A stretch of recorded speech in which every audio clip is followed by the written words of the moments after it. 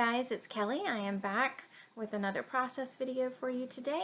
This is for my Creative Scrapbook Kit Club using their August main kit. And I just showed you briefly that I had taken my square punch and cut a bunch of squares from the Fancy Pants pattern papers that were included in the kit. And what I'm trying to do now is just to get them approximately lined up.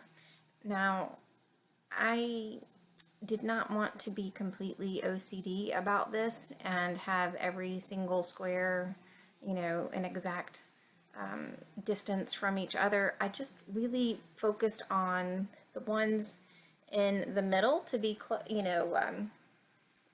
equally distant from the center, and the ones on the outside to line up. And I figured that I could line everything else up from those squares.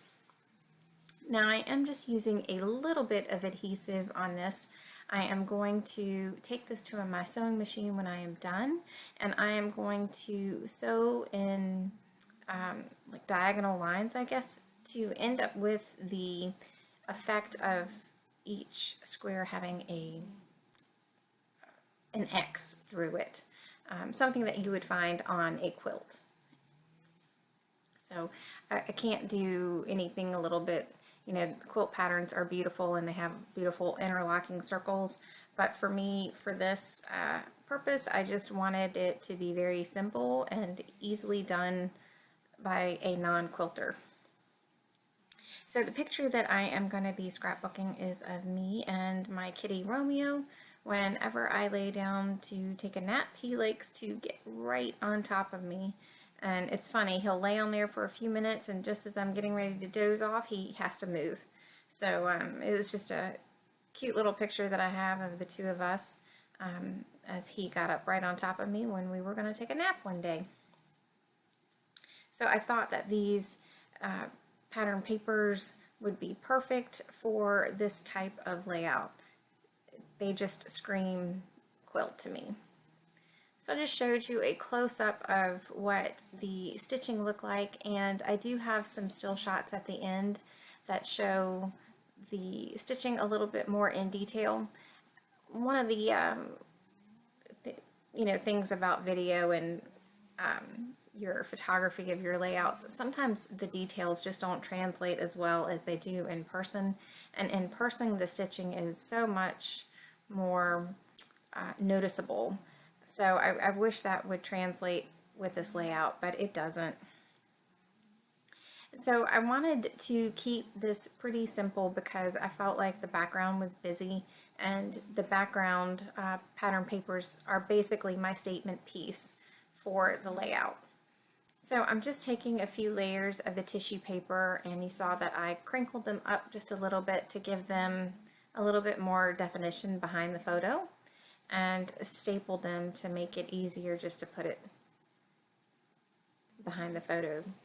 The white craft foam that I'm using is just fun foam that you can buy at any craft store or Walmart, and I just like the fact that it gives a little bit of height.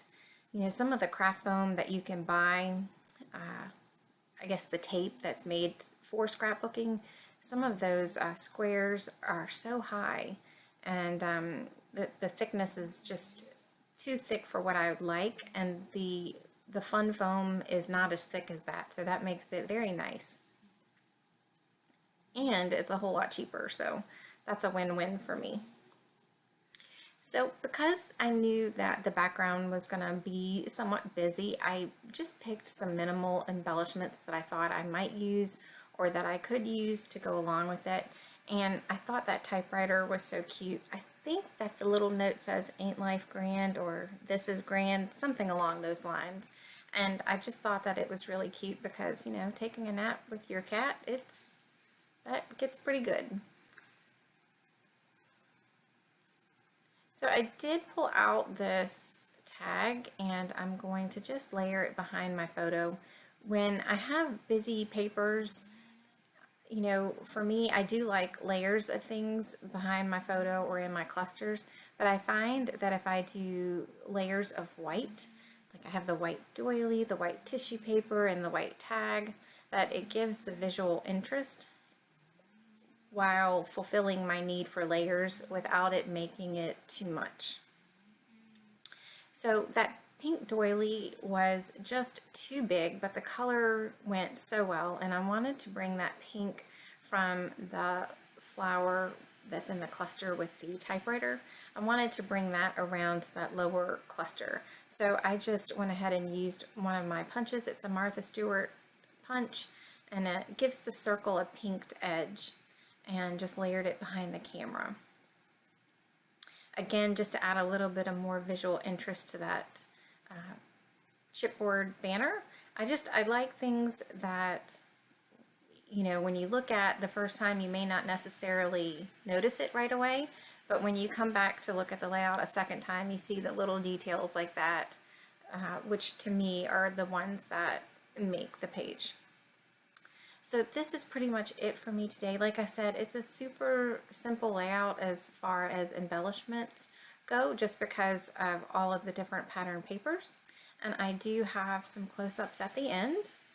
I also have all of the information to link you to my Creative Scrapbook Kit Club if you are in the market for looking for a kit. You just go in the detail section below of the video and you will find it, and you can click on it and go visit them. So thanks so much for joining me today. I will see you shortly, and I hope you guys have a great day. See you later. Bye.